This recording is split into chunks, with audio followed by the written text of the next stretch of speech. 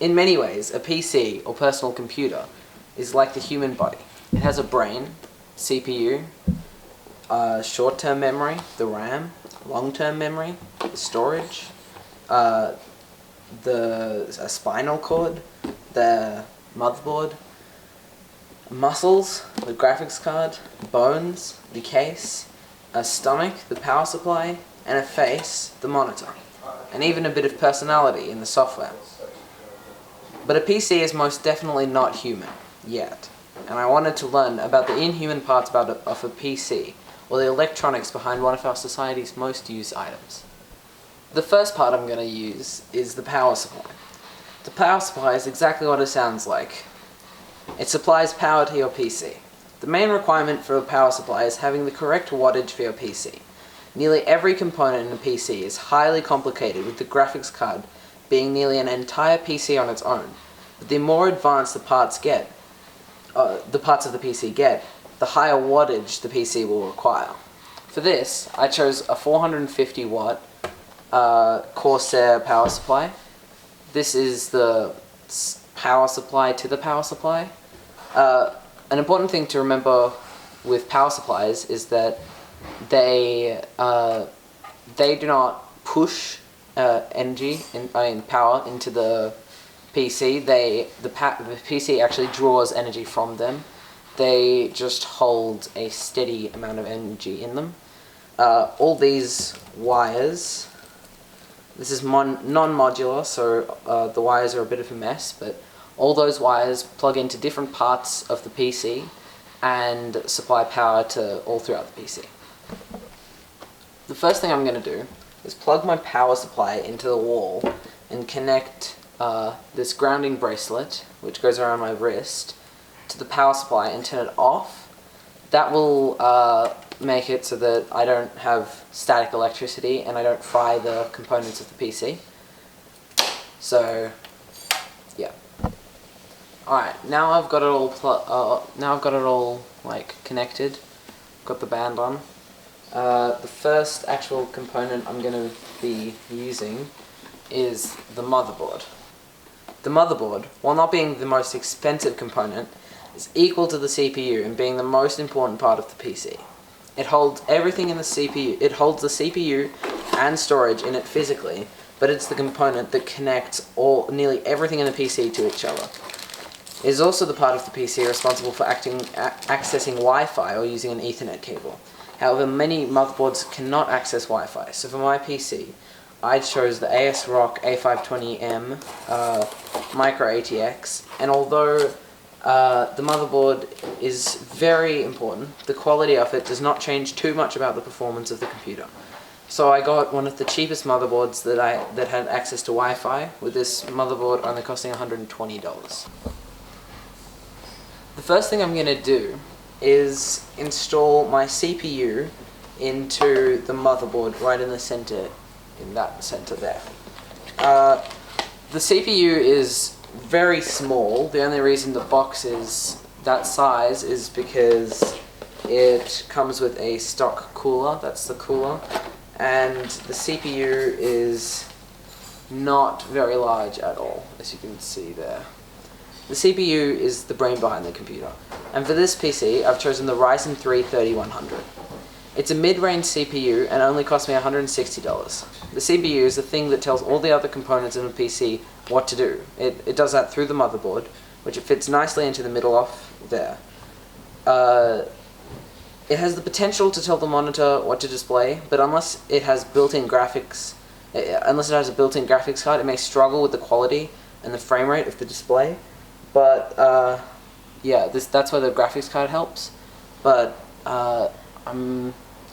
so all you need to do with this is very lightly put it into the center, and then it just slips nicely in, and then you got to push down the clip, and then it's installed and it's firmly in. The CPU, while being the main component, is under a lot of stress a lot of the time and tends to get quite hot, so that's where the CPU fan comes in. You just place it on top, and and I'm going to do it quite carefully.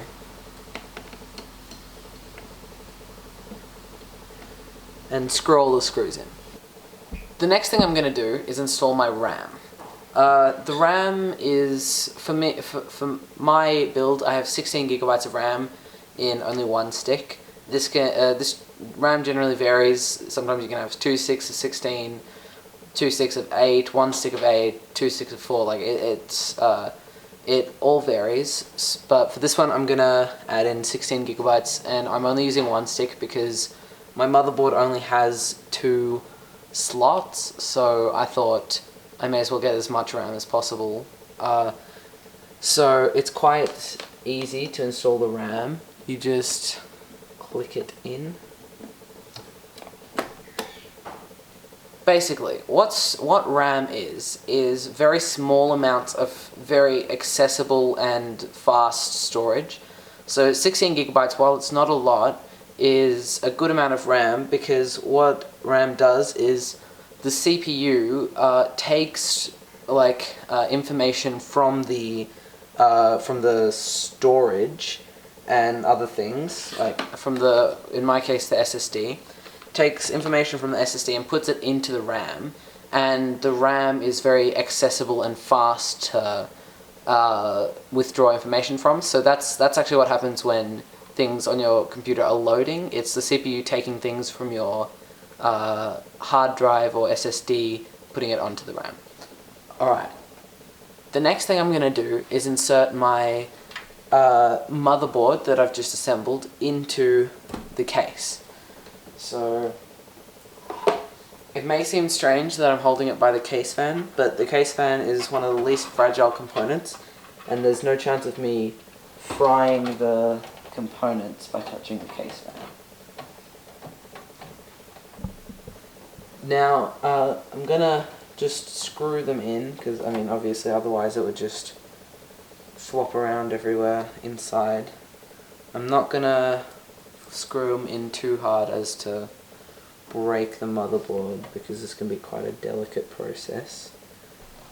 The next thing I'm going to install into my case is my power supply.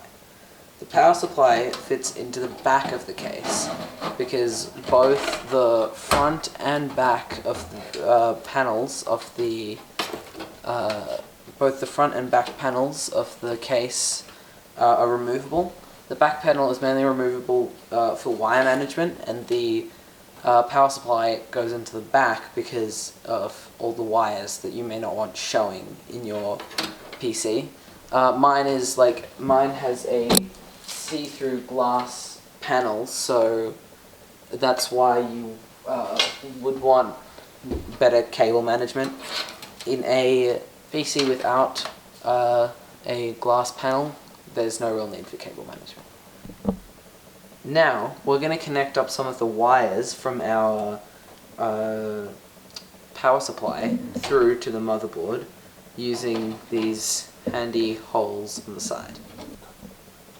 The next thing I'm going to do is add my 480 gigabyte SSD into the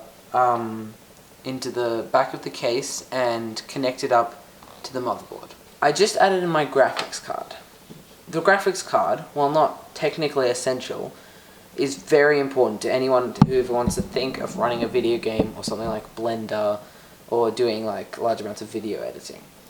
The job of the graphics card is to listen to the CPU and then display the image onto the monitor at better job and do a better job than the CPU and all the other things could do on their own. For my PC, I got the GeForce GTX 1650 Super. It's a mid-range graphics card, and it's able to run most games at over 120 FPS on average, and it's also the most expensive item in this PC, coming at $260. That's all the hardware installed. All we need to do to get it working is to install Windows and then some drivers so that all the components work to their best ability. But before we can do that, we need to get into the BIOS and make sure everything in the computer is recognized and nothing's not plugged in.